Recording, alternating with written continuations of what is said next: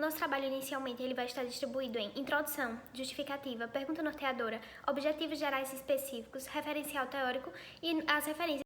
Entre 2006 e 2021, foi realizada uma pesquisa pela Vigitel, que é um programa que faz parte das ações do Ministério da Saúde, onde foi percebida uma queda significativa na prática do tabagismo em toda a população adulta brasileira, mas principalmente na população masculina, que também é a maior prevalente quando se trata da prática do tabagismo. E essa redução veio devido às ações e políticas públicas estabelecidas pelo Ministério da Saúde, onde visa informar a população sobre as consequências e os riscos causados pelo tabagismo a longo prazo. E aí, recentemente, houve uma outra pesquisa, também pela Vigitel, que traz um aumento significativo do uso de substâncias nocivas através de outros meios, como cigarro eletrônico. E aí, traz em média que 850 mil brasileiros hoje fazem uso do cigarro eletrônico de forma crônica. E trazendo um pouco desse histórico, do cigarro eletrônico, eles foram desenvolvidos nos Estados Unidos em 1960 e logo em seguida foram aprimorados por um chinês chamado Hon Lik. E ele teve essa intenção de aprimoramento tentando minimizar os riscos e danos causados à saúde comparado ao cigarro convencional. E ele teve essa intenção porque o pai dele veio a falecer e teve várias complicações de saúde em decorrência desse uso crônico do cigarro convencional. Porém, com o passar do tempo, a sua patente foi comprada por uma grande empresa e foi nesse momento que o cigarro eletrônico ele foi exposto para o mundo. E aí veio as novas formulações, os novos dispositivos, inclusive novas substâncias, muitas delas ainda desconhecidas pela população usuária. E isso vem gerando, esse mecanismo vem gerando uma perpetuação e uma dependência a longo prazo entre os jovens do Brasil e do mundo. Segundo a resolução de número 46 de 28 de agosto de 2019, é proibida a produção, a importação e a propaganda de quaisquer dispositivos de fumar no Brasil, incluindo eles o cigarro eletrônico. A Anvisa, a Agência Nacional de Vigilância Sanitária, ela tem como função no nosso país promover proteção à saúde do indivíduo. Então, a Anvisa ela é o órgão que vai observar como está sendo produzido aquilo que nós consumimos e a forma com que nós vamos consumir. Então, a Anvisa ela está dentro dos restaurantes que nós frequentamos e ela também vai estar regulamentando tudo aquilo que está à nossa volta e aquilo que nós vamos consumir com segurança. Se a Anvisa ela não participa dessa regulamentação da produção dos cigarros eletrônicos no Brasil, são feitos de forma ilegal, então nada garante que aquilo vai ser saudável à saúde do indivíduo, inclusive os insumos que são utilizados, que nós vamos ver posteriormente. Como pergunta norteadora, nós temos o usuário de cigarro eletrônico. Ele pode desenvolver repercussões funcionais devido ao uso contínuo desse produto? É isso que nós queremos descobrir com o nosso trabalho. E nosso objetivo geral é traçar o perfil sociodemográfico dessas pessoas que consomem o cigarro eletrônico e, a partir disso, investigarmos as repercussões funcionais que tem nesses indivíduos. Então, trazendo um pouco dos nossos objetivos específicos, nós temos a compreensão desse perfil sociodemográfico dos usuários, então entender qual a motivação de uso, entender qual a faixa etária de maior prevalência e, a partir disso, identificar se diante desse uso prolongado do cigarro eletrônico vai haver algum comprometimento funcional e, se houver, qual o grau desse comprometimento, qual o grau dessa obstrução ou dessa restrição. Então, um outro objetivo é mensurar o grau desse comprometimento e, a partir disso, entender e analisar quais as repercussões funcionais diante das atividades diárias, de um trabalho, do lazer, que esse indivíduo pode vir a ter, qual essa restrição, qual essa repercussão funcional. E, por fim, diante de todos esses dados, o nosso último objetivo é documentar esses achados com o objetivo de contribuir com a ciência e de trazer também informações para a população e os profissionais de saúde. Aí, como a gente pode entender essas alterações e compreender essas repercussões se a gente não conhece o processo fisiológico desse sistema respiratório? Então, esse sistema ele vai ser formado por órgãos capazes de transportar o ar para dentro dos pulmões e para fora, o ar atmosférico. E esse processo a gente chama de ventilação pulmonar, que é justamente essa capacidade que o pulmão tem em receber o oxigênio, permitir as trocas gasosas e liberar esse CO2.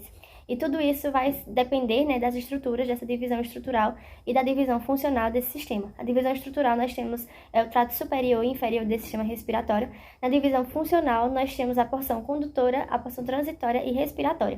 E aí justamente ver as funções desse sistema, que vai ser a condução desse ar e as trocas gasosas pelo processo de difusão, que vai ser um processo com associação ao sistema cardiovascular, que é quando esse ar ele vai entrar pelo trato superior, passar pelo trato inferior, chegando até os alvéolos. Então esses alvéolos preenchidos de oxigênio vão se juntar aos capilares sanguíneos e permitir que seja realizada essa troca gasosa, para que tenha como resultado justamente essa liberação do CO2.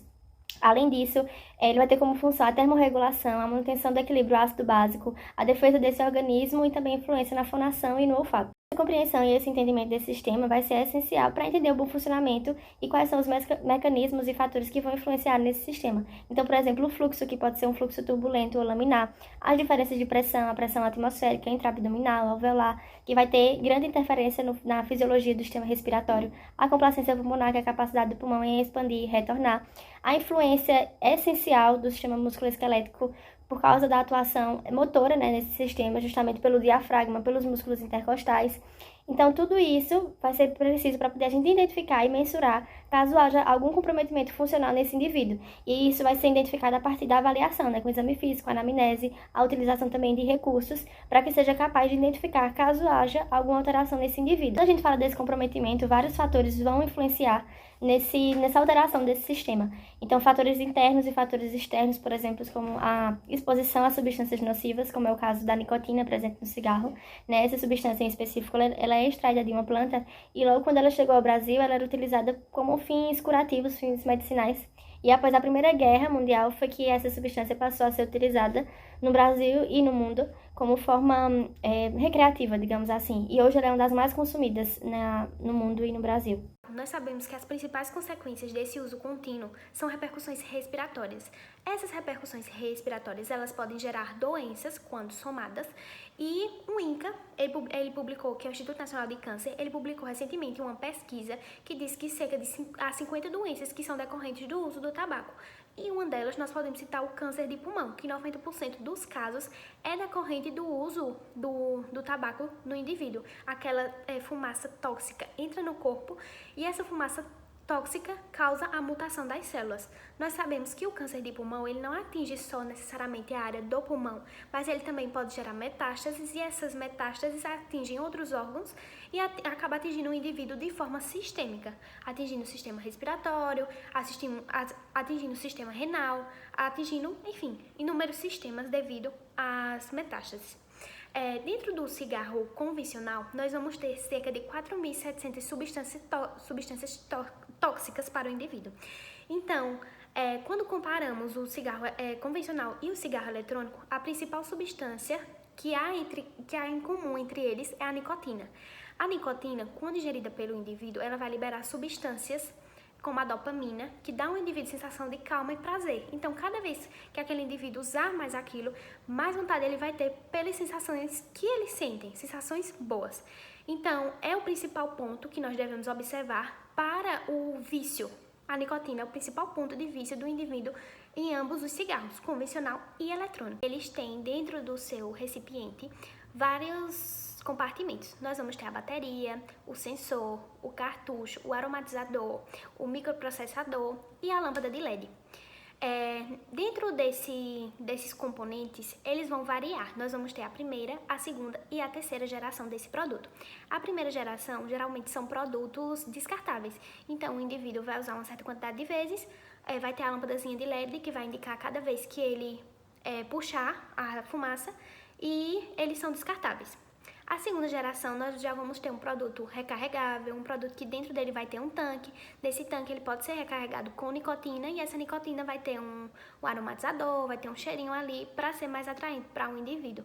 E na terceira geração, nós já vamos ter produtos não tão semelhantes ao cigarro. Vai ser algo mais diferente, ele já vai ser mais quadradinho. E o tanque de colocar a nicotina ele já vai ser maior, então o indivíduo ele vai poder recarregar aquela bateria e ele vai poder colocar mais nicotina ali e também colocar outros produtos que não sejam nicotina, como por exemplo, o produto tirado do extrato da maconha, como se fosse uma maconha líquida colocada ali. Agora, falando um pouco sobre o perfil sociodemográfico, que algumas pesquisas trazem de forma geral do nosso país, é que o uso do cigarro eletrônico ele é mais predominante em jovens e adultos de 15 a 24 anos, que ele também é mais predominante em homens brancos do que em mulheres e pessoas negras, e também cerca de 86% dos indivíduos usuários do cigarro eletrônico, eles são indivíduos que não fumavam anteriormente, ou seja, o objetivo principal do cigarro eletrônico quando criado era que as pessoas que tivessem vício no cigarro convencional, de forma mais, assim, drástica, deixassem de usar se desviciassem, vamos dizer assim, entre aspas, desse produto, mas que a gente sabe que isso não ocorreu. Pelo contrário, mais pessoas se viciaram e pessoas mais jovens, pessoas a partir de 15 anos, fora pessoas de mais ou menos 12 anos que começam a provar essas substâncias que são viciantes para um indivíduo. Pessoas acima de 40 anos, de 40 ou mais anos de idade, elas também consomem o cigarro eletrônico, mas aí já é mais difícil. A predominância de 15 a 24 anos é cerca de 70% das pessoas que consumem